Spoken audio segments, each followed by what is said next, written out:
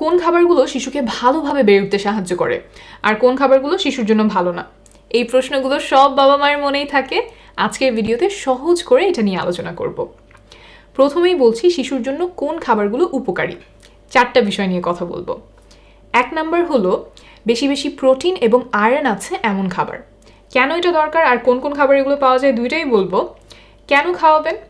Protein শিশুর হাত পায়ের মাংস গঠনে সাহায্য করে, আয়রন নতুন রক্ত তৈরিতে সাহায্য করে। শরীরে যদি আয়রনের অভাব হয় তাহলে শিশুর কোনো কিছুতে মনোযোগ দিতে সমস্যা হতে পারে, স্কুলের পড়াশোনায় খারাপ করতে পারে।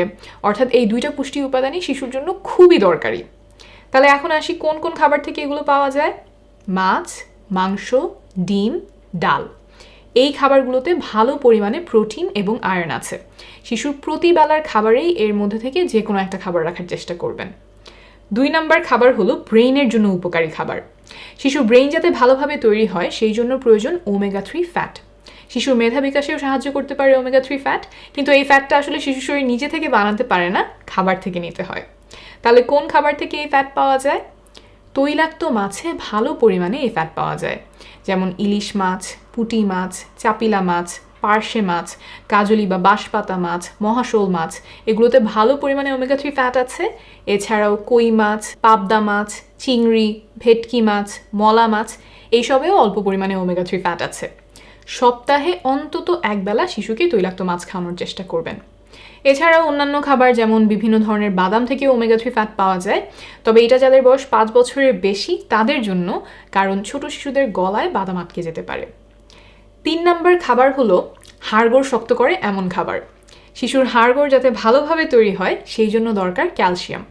দাঁতগুলো যাতে মজবুতভাবে তৈরি হয় সেই জন্যও ক্যালসিয়াম দরকার। তাহলে চলুন এখন জেনে নিই যে কোন খাবারে বেশি পরিমাণে ক্যালসিয়াম পাওয়া যায়। ক্যালসিয়ামের জন্য আমি প্রথমেই পরামর্শ দিব দুধ খাওয়ানোর। শিশুকে প্রতিদিন অন্তত 1.5 গ্লাসের মতো দুধ খাওয়াবেন।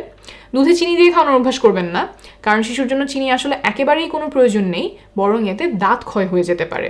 তাই চিনি দেওয়া কোনো খাবার শিশুকে না দেওয়ার চেষ্টা করবেন। গুড়, মধু, এগুলোতেও একই ধরনের ক্ষতি হয়, তাই এগুলো এড়িয়ে চলার চেষ্টা করবেন। ক্যালসিয়ামের জন্য শিশুকে দইও খাওয়াতে পারেন, তবে সেই ক্ষেত্রেও মিষ্টি দইটা না দিয়ে টক দই দেওয়ার চেষ্টা করবেন। 4 নাম্বার খাবার হলো নানান ধরনের ফলমূল এবং শাকসবজি। শিশুর চোখ, ত্বক, চুল এবং শরীরের অন্যান্য অংশ সঠিকভাবে বেড়ে ওঠার জন্য অনেক ধরনের ভিটামিন মিনারেল প্রয়োজন। আর এইসব ভিটামিন মিনারেল ভালো পরিমাণে পাওয়া যায় ফলমূল এবং শাকসবজিতে। এক এক ধরনের ফলমূল শাকসবজিতে এক এক ধরনের ভিটামিন মিনারেল থাকে, তাই যত বেশি প্রকারের শাকসবজি ও ফলমূল শিশুকে খাওয়াতে পারবেন শিশু তত ধরনের ভিটামিন মিনারেল পেয়ে যাবে। 6 মাস বয়স থেকেই শিশুকে বিভিন্ন ধরনের, বিভিন্ন রঙের ফলমূল এবং শাকসবজি খাওয়াতে শুরু করবেন। প্রথম হয়তো শিশু 1-2টা ফল বা সবজি পছন্দ করবে, কিন্তু আপনি অল্প অল্প করে অন্যান্য শাকসবজি এবং ফলমূলও দিতে থাকবেন, যাতে আস্তে আস্তে শিশু সেগুলোরও স্বাদ এবং গন্ধ পছন্দ করতে শুরু করে। প্রতিবেলার খাবারেই শিশুর জন্য শাকসবজি এবং ফলমূল রাখার চেষ্টা করবেন, যেগুলো আপনি সহজেই পাবেন, এলাকায় সহজলভ্য, সেগুলো দিয়ে শুরু করতে পারেন। শিশু ভালোভাবে বেড়ে ওঠার জন্য খাবারের পাশাপাশি আরেকটা বিষয় খুব গুরুত্বপূর্ণ, সেটা হলো খেলাধুলা। এটা নিয়ে অল্প করে একটু বলি। খেলাধুলা করলে শিশুর বুদ্ধির বিকাশ হয়, মনোযোগ বাড়ে, স্মৃতিশক্তি বাড়তে পারে, সাথে শারীরিকভাবেও শিশু ভালো মতো বেড়ে ওঠে। কিন্তু আসলে অনেকেই খেলাধুলাকে সময় নষ্ট মনে করেন, কিন্তু সেইটা ভুল ধারণা। কতক্ষণ শিশুর খেলাধুলা করা দরকার? দিনে অন্তত 1 ঘন্টা শিশুকে খেলাধুলা করতে দিতে হবে। আর বয়স যদি 3-4 বছর হয় তাহলে সময়টা আরও বাড়বে, তখন দিনে অন্তত 1.5 ঘন্টা করে খেলাধুলা করার প্রয়োজন। আর এর থেকে বেশি সময় ধরে খেলাধুলা করলে আরও ভালো। এখন আসি কোন খাবারগুলো শিশুর জন্য ভালো না।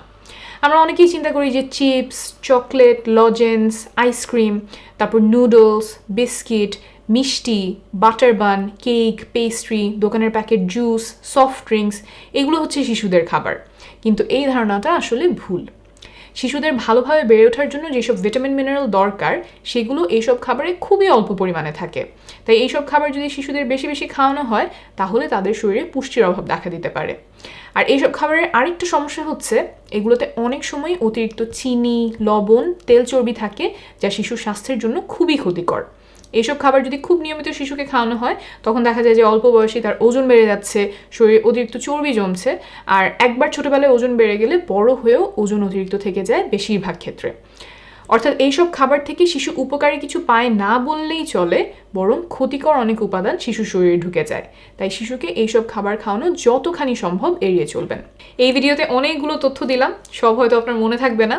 ইন্টারনেটে সহায় হেলথ লিখে সার্চ দিলে এবং গ্রামীণফোনের ইউটিউব চ্যানেলে গেলে এই বিষয়সহ অন্যান্য অনেক বিষয়ে নির্ভরযোগ্য তথ্য পেয়ে যাবেন। আপনার জন্য অনেক শুভকামনা থাকবে।